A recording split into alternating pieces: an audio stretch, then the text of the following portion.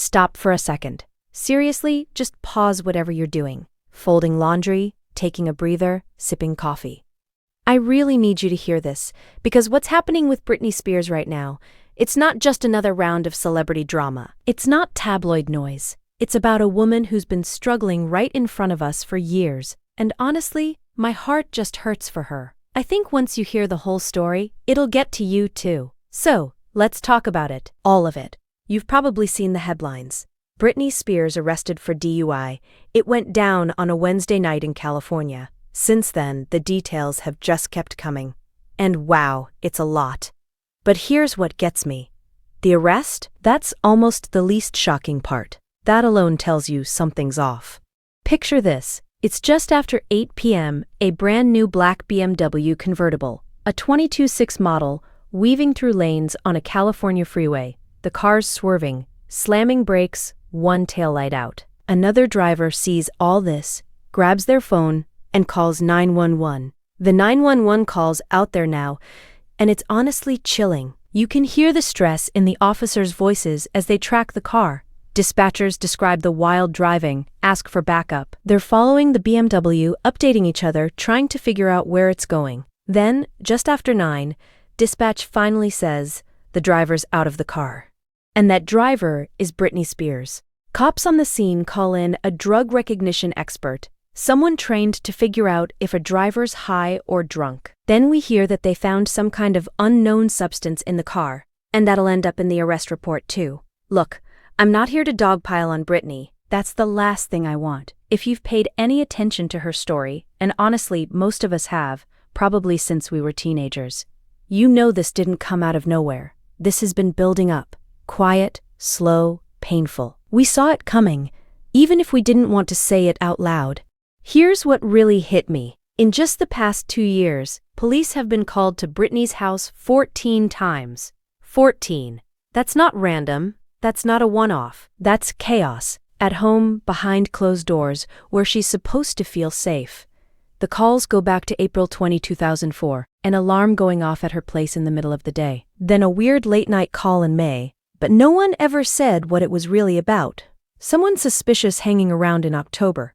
2 welfare checks on the same day in November. One of them got canceled. Another alarm in December. A silent alarm in March 2025. More welfare checks. Trespassing reports. Just last October, right before midnight, another trespassing call. 14 calls, 2 years, at the home of a woman who was supposed to finally be free. And that word, free, it means everything when you talk about Britney. She spent 13 years under a conservatorship. 13 years where she couldn't control her money, her health, her life. Nothing. That ended in November 2021. Everyone cheered. We thought, finally, she's free. She can just live. But freedom's messy when you've spent over a decade with someone else making your choices. When the people who were supposed to help you were actually the ones holding you back. When the people you trusted most were the ones signing your life away. And there's one more thing that just stunned me. Insiders say that right before this DUI, Britney let go of her sobriety team, fired them. This happened right after she signed a big deal selling rights to her music. Which sure, that sounds great, right? But then, she went back to her place in Los Cabos, Mexico, and reportedly let go of not just the sobriety team, but also a bunch of her security staff. So just when things were already shaky, her safety net shrank even more. And I'm not blaming Britney. That's not the point. This is the bigger picture. It's what makes this whole thing so heartbreaking, not just another scandal. So, after the news of Britney's arrest broke, her representative released a statement. And honestly, it took me by surprise. So many celebrity statements feel sanitized, evasive, but this one felt raw, almost painfully honest. They didn't sugarcoat it. They called her actions inexcusable, admitted the mistake head-on, and said Britney would be cooperating with the law. But what really struck me was how they framed this as the first step toward changes she's needed for a long time, not just a one-off apology or an attempt to sweep things under the rug. And then there was the mention of her sons. That part landed differently. Sean Preston, now 20, and Jaden James, 19, both adults, living way out in Hawaii with their father, Kevin Federline. It's wild to think of them as grown men now, especially for those of us who remember them as little kids in tabloid photos. We don't know how close they are to Britney these days. The distance, geographical and emotional, must be immense. Still, the hope lingers that even after all this pain, maybe this moment could open a door. Maybe it's a chance for some kind of connection, or at least healing, between a mother and her sons. Every mother deserves the opportunity to try again, to mend what's broken, and every child deserves a parent who's okay, who's fighting to get better, even if the past is complicated. This isn't Britney's first brush with the law, and that's important to acknowledge, not as a way to shame her, but to recognize that there's been a pattern, a cycle, that no one has been able to truly break, not even after all these years. Back in 2007, she was cited for a hit and run when she hit a parked car. She made it right with the owner, and the charges were dropped. The next year, she was caught driving without a valid license. Again, dismissed. But everyone remembers 2007 for more than just legal trouble. The head shaving, the umbrella incident, trips to rehab, and that infamous MTV VMAs performance. It was a year that seemed to strip away her privacy, her agency, and so much of her joy. After that came the conservatorship. 13 years of her life lived under someone else's control, every decision scrutinized. Then, the long, painful battle to reclaim her freedom. The memoir that laid bare her side of the story, the social media posts that sometimes read like desperate messages in a bottle, and the big celebrations that followed her release. Yet, here we are now, witnessing another low point.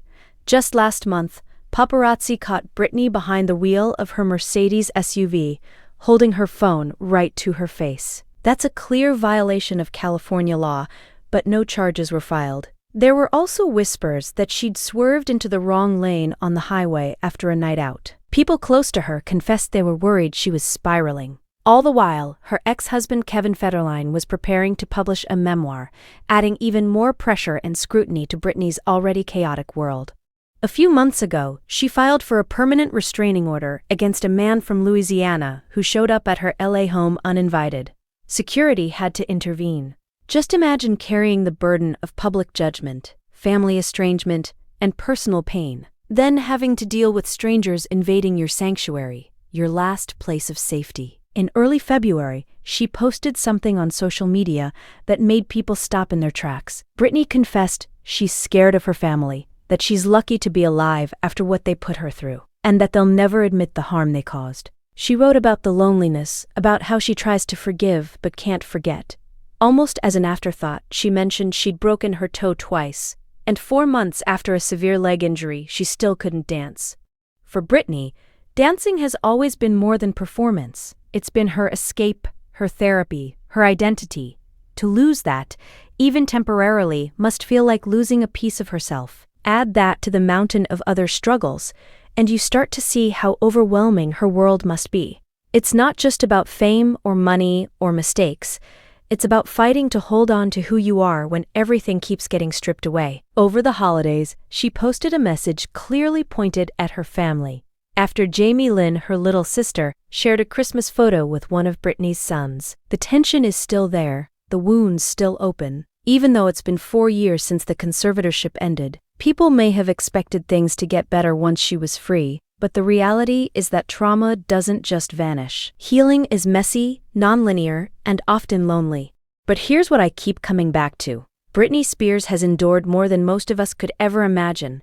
She's survived being dissected and dismissed, mocked and pitied, her every move picked apart by strangers and tabloids alike. She's been denied agency over her own life for years, and still, she's here, still standing, still fighting, even when that fight looks chaotic or even self-destructive. There's a resilience in her that's easy to overlook amid the headlines. Maybe this arrest is her rock bottom. Sometimes, hitting that lowest point is the only way to find solid ground, the only way to build something new. It's awful, but it can also be a turning point. Her team says they have a plan, that her boys will be spending time with her, and that the people who care about her are finally coming together. I want to believe that's more than PR spin. I want to believe that this time, it's real. A genuine commitment to helping her heal, not just patching up the latest crisis and moving on. For those of us who grew up with Britney, or even just watched her story play out in the public eye, it's impossible not to feel something for her. She had the world at her feet, and still lost so much of herself along the way. There's a universality in that story, a reminder that pain, loss, and the struggle to find yourself again aren't reserved for celebrities. They're just more visible when lived in the spotlight. So tonight, if Britney crosses your mind, and she probably will, maybe send a little grace her way. Not because she shouldn't be accountable for her mistakes, but because every one of us needs grace at our lowest points, especially someone who's fighting battles we can only begin to imagine. Maybe, just maybe, this is the beginning of something better for her. And maybe our willingness to offer empathy, even from a distance, is part of what makes that possible.